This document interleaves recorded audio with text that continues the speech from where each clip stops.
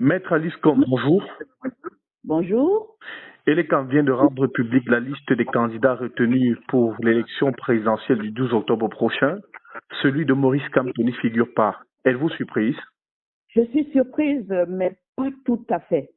Mais j'avoue que j'ai espéré qu'il ne puisse pas aller aussi loin. Parce qu'en allant aussi loin, c'est à la démocratie qu'il s'attaque. Il s'attaque au fondement de la République, d'une République. Je ne sais pas s'il réalise ça. Je ne comprends pas pourquoi ils ne mettent pas de limites à leur haine de Kamto. Cette haine doit rester une haine individuelle, personnelle à chacun. Mais ça ne doit pas être transposé sur le terrain national. Le président Kamto est un citoyen plus qu'à part entière. Ils nous l'ont dit, ils nous l'ont démontré. On nous l'a choisi ici pour aller défendre ce pays qu'on lui refuse aujourd'hui. Il n'a pas demandé un sou, il a dit c'est un devoir patriotique. Il est allé, il a fait le job, il a réussi le job, le Cameroun a gagné. Est-ce que sur le plan du droit, la candidature de Maurice Kamto devait être rejetée? Jamais de la vie. Quelles sont les conditions pour qu'un citoyen camerounais soit candidat à une élection, future présidentielle? Il n'a jamais été condamné. Je ne suis pas sûre que Maurice Kamto a présenté un extrait de casier judiciaire où on voit qu'il a été condamné. Je ne vois pas, et ils n'ont pas motivé le rejet pour qu'on puisse voir un peu ce qui s'est passé dans leur tête respective. Quel est le motif du rejet pour qu'on puisse attaquer cette décision? J'espère qu'elle va sortir. J'espère que le président Kamto va exercer son recours et j'espère qu'on aura le temps d'examiner la décision et de voir quel est l'angle d'attaque qu'il faut adopter pour anéantir cette ignominie. L'Alliance pour le changement persiste et fixe désormais le cap sur le Conseil constitutionnel. Que faut-il attendre de cet organe, Maître Com? Cet organe est même père et même père que les CAM, même père et même mère, même grand-mère et même grand-père. C'est cet esprit maléfique, cet esprit anti-Kamto qui les perturbe, les empêche de dormir, qui va continuer. Ce sont eux qui ont mis ces gens-là à ces endroits-là. Et le mot d'ordre, puisqu'ils agissent sous ordre, tout sauf Kamto. Comment on peut faire ça à un citoyen qui jouit de tous ses droits civiques et politiques? Comment? On ne motive pas? On ne lui donne même pas la possibilité d'exercer un recours. Mais sommes-nous encore en dictature non éclairée? On y était déjà, mais c'était quand même un peu éclairé. Mais là, c'est très, très grave, hein, les Camerounais. C'est très, très grave. Demander à tout le monde entier de vous analyser cette situation. Ils vont vous donner des explications qui vont vous faire froid dans le dos sur l'avenir du Cameroun. Quel serait l'intérêt, selon vous, Maître Com, d'empêcher la candidature de Maurice Kamto à cette élection présidentielle? Mais tout le monde, c'est évident. Le président de la République étant candidat, même l'âge plaide pour Kamto quand il est candidat. Même l'âge. Ne parlons pas des affres, c'est-à-dire des conséquences de cet âge sur la personne qui va prendre en main la destinée d'un pays comme le nôtre pour 7 ans.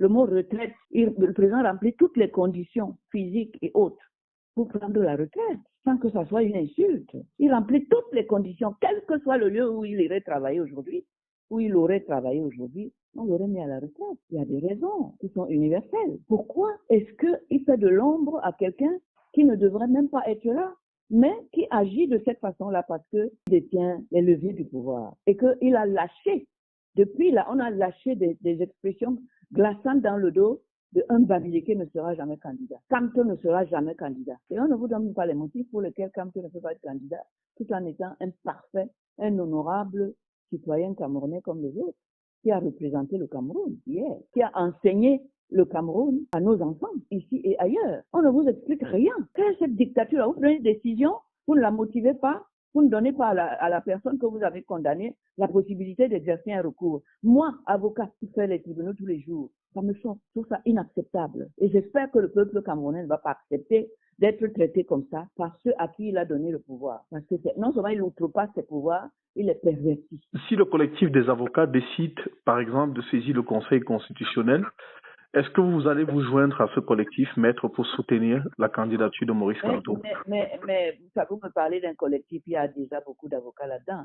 Je ne veux pas faire injure à mes confrères pour dire si, comme si je demandais qu'on vienne me chercher. Ils savent ce qu'ils ont à faire, ils sont très bien outillés, ils ont toujours travaillé pour les intérêts politiques et autres du président Kamto, ils ont toujours fait du bon travail et je pense qu'ils peuvent continuer. Donc la question que vous me posez, n'est pas à poser et je ne pourrais pas y répondre.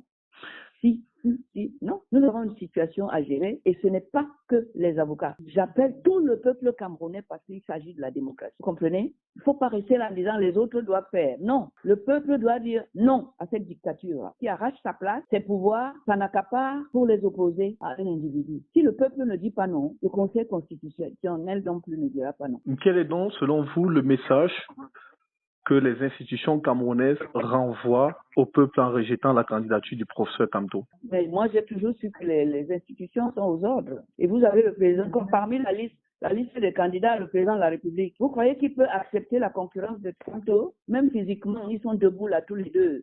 Vous pouvez voter un jeune et un vieux et laisser un jeune qui peut faire les 7 ans, alors que le vieux, on n'est pas sûr qu'il peut faire les 7 ans parce qu'il les a déjà fait 7 fois ou 8 fois ou 9 fois avant. Et puis, il faut laisser le peuple décider. Il faut le laisser choisir. C'est son droit, c'est son pouvoir. Ne le lui arrachez pas.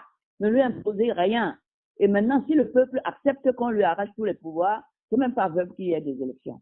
C'est pas la peine. Parce que le peuple, le pouvoir souverain du peuple, c'est une expression qui va être vidée de tout son sens. Quel conseil pouvez-vous donner aux Camerounais, au professeur Maurice Kamto et à l'Alliance pour le changement? Est-ce que je peux donner le même type de conseils à tout ce monde-là? Qu'est-ce qu'ils ont en commun? C'est le peuple camerounais souverain et tout le reste. Je viens de vous expliquer que le peuple est dans un état qu'on dit démocratique. Le peuple a le pouvoir. On vient de lui arracher son pouvoir. Le peuple doit faire ce qu'il a à faire. J'appelle le peuple à s'exprimer et à se prononcer contre cette ignominie-là, cette gifle qu'on lui fait, en éliminant un citoyen libre et de bonne mœurs de cette compétition. Ça nous intéresse. Le peuple a le droit de choisir le meilleur candidat à qui il peut confier son destin. On vient de lui enlever un candidat, là. On ne lui dit pas pourquoi. On ne le laisse pas lui choisir, dire le moment venu que ce n'est pas lui, que c'est l'autre. On ne lui laisse pas cette possibilité. C'est pas suffisant pour dire non? Maître Alice Kombo, merci beaucoup. Je vous en prie.